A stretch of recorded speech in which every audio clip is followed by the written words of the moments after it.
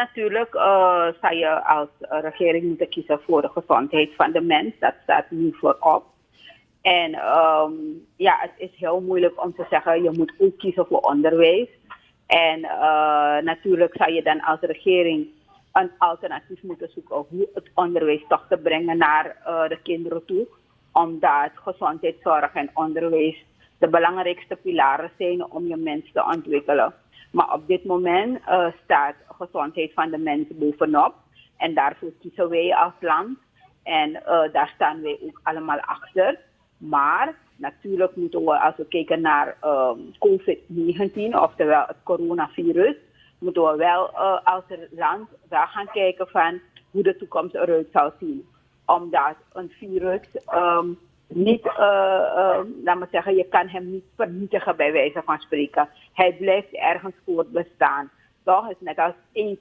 AIDS is ook een virus. Het blijft voortbestaan. De mensen zijn zich gaan aanpassen. Dus wij moeten ook gaan denken aan wat is de toekomst met COVID-19. Hoe zal Suriname de komende jaren met dit virus moeten leven? Wat zullen we moeten doen? Hoe zullen we ons moeten aanpassen?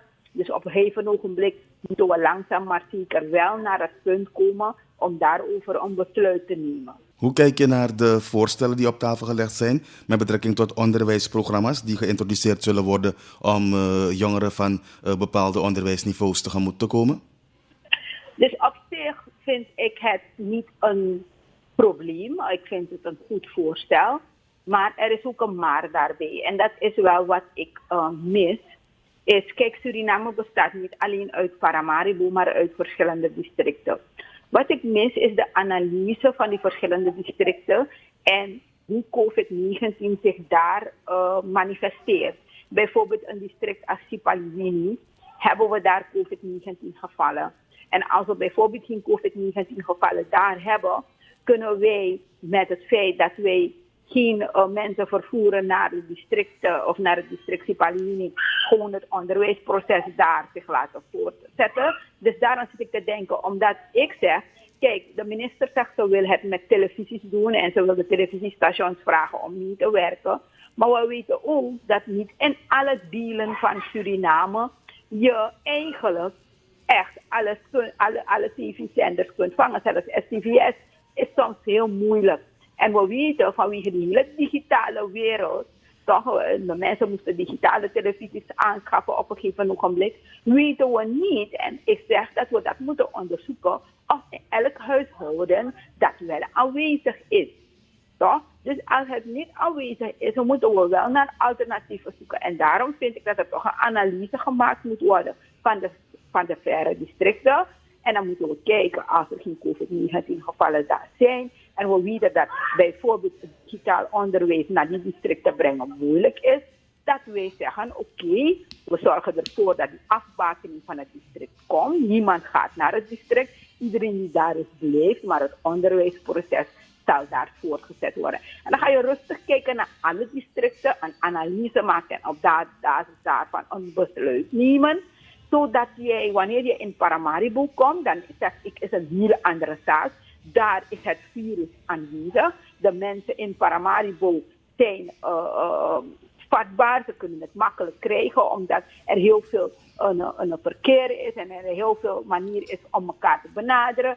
Maar wat je wel hebt, is dat de toegang tot televisie en al de zenders is makkelijker. Dus je zou je in Paramaribo dat voorstel van de minister makkelijker kunnen introduceren voor de kinderen. Maar ik vind dat we dat wel moeten doen. Weet je, omdat vaak genoeg wanneer we praten over Suriname beleidsmakers, dan lijkt het alsof ze denken wat er in Paramaribo is er overal in Suriname. En dat is niet juist. We moeten wel weten dat dat niet juist is en er moet daarover wel goed nagedacht worden. En voorzorgsmaatregelen getroffen worden en zaken laten voortgaan op basis van oké, dit is het plan, dit is wat we doen en zo kijken we ernaar. Nu is het ook zo dat we hebben dat natuurlijk de minister en haar team moeten zorgen, moeten veiligstellen het onderwijs. Maar in de meantime zijn de kinderen, de studenten thuis. En natuurlijk hebben ook ouders een zekere verantwoordelijkheid. Vanuit de Commissie Onderwijs en DNA, wat heb jij studenten en ouders mee te geven? Want die hebben nu een zee van tijd. Ze mogen zo goed als niet naar buiten. En dat zou toch wel een uitgelezen kans zijn om de tijd zo nuttig mogelijk te besteden.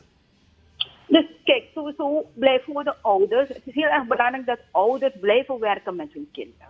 Dat is heel erg belangrijk. Maar ook de kinderen, vooral de jongeren. Er is altijd de ouders dus van 18 of 17 in huis. Met de kleintjes.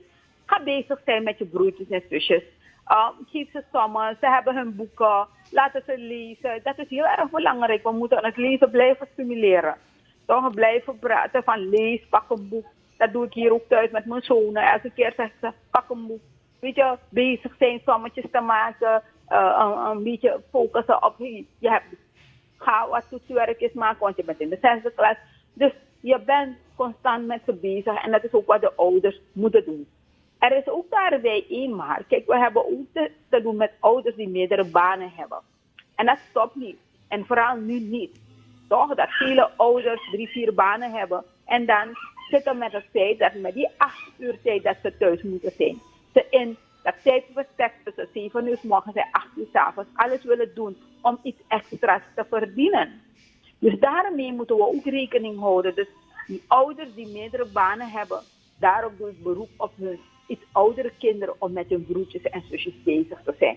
Zodat je die druk op mama of papa kan laten afnemen. Zodat mama bezig kan zijn om de centen binnen te brengen. Maar jij als grote broer of grote zus met je broertjes en zusjes bezig bent. Het gaat om je schoolwerk en dat soort